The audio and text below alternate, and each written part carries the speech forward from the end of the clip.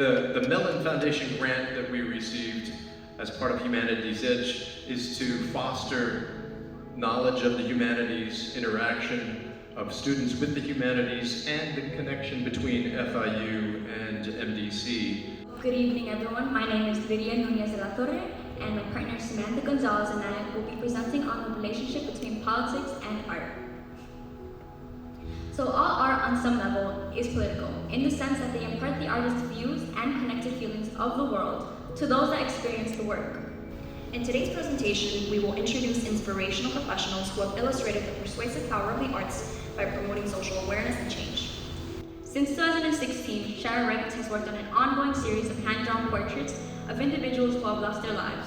Chire Regans' artwork aims on bringing the community together and acts as a component of healing to family, friends, and community members dealing with the loss of loved ones.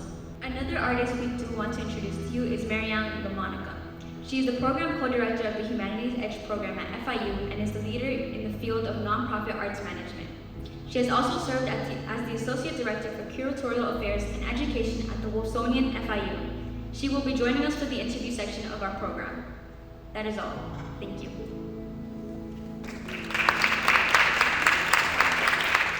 I wanted people to pay attention to faces. I wanted people to pay attention to stories. I wanted people to stop and understand that there's some relatability here. When you see someone's face, you think about all the people that you know that look like that person. And I just wanted to touch people that way. And as you were saying about your own work, you know, what's so hard with the historical collection is you don't have the words of the maker in most instances, especially with things that are produced in quantity, like mass-produced objects or political propaganda, sometimes unknown makers. And so you don't have the voice, but what you do look for is the impact. And so you look at newspapers, or you look at magazines, films, and things like that, to see how people were responding to those images. So I think it was really important to get, as you said, to put faces to things that seem so abstract and unimportant in many ways. Thank you. I'm wondering how in those different contexts you're able to try to use the work to leverage for social change.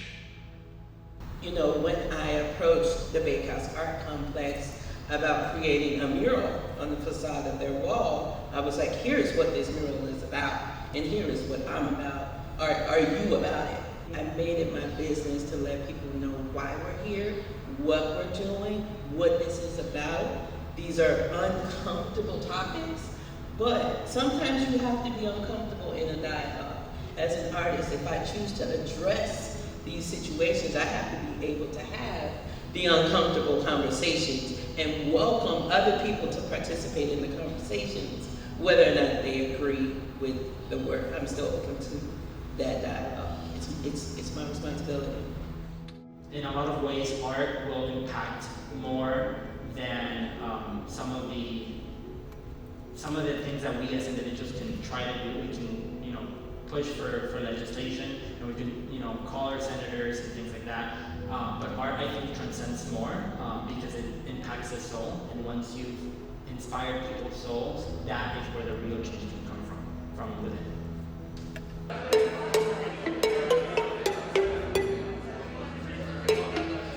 Mangroves are really important to me because, to me, mangroves are a metaphor for community. I initially started working with mangroves without even really focusing that much on the environment. I was actually thinking about immigrants.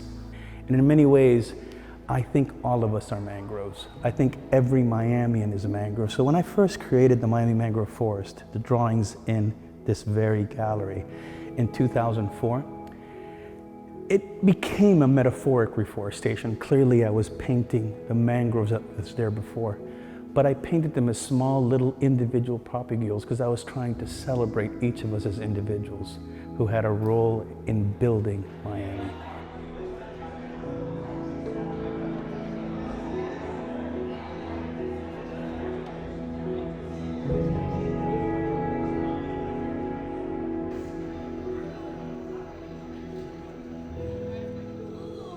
So we're going to do a presentation, and then part two, you'll get into the performance piece.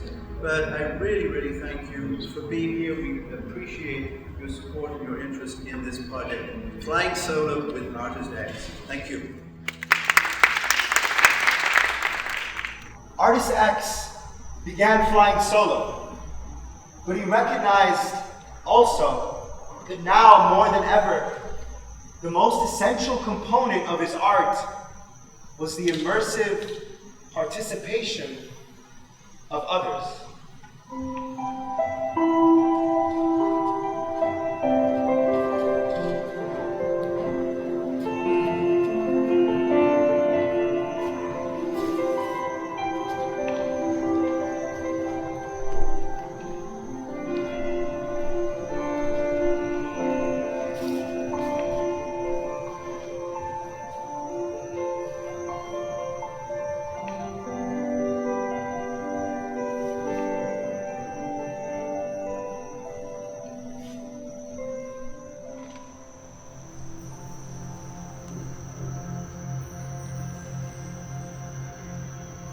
Brace against a bone-chilling wind, Artist X breathed in the blinding beauty and the threat of undiscovered odds. North Pole, South Pole, one step closer to the impermanence of the world.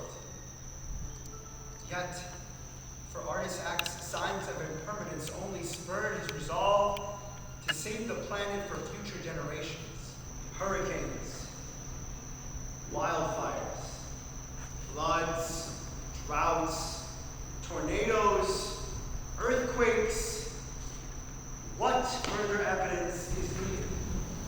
But on the index card,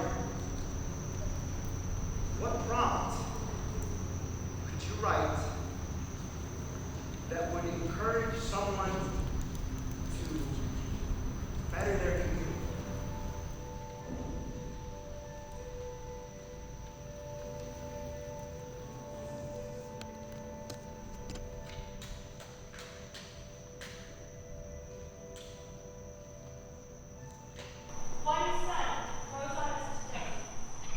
Kindled over our shores, peeking over the Smokies, greeting the faces of the Great Lakes, spreading a simple truth across the Great Plains, then charging across the Rockies. Many prayers, but one light-breathing color into stained glass windows, life onto the faces of bronze statues, warmth onto the steps of our museums and park benches as mothers watch children slide into the day.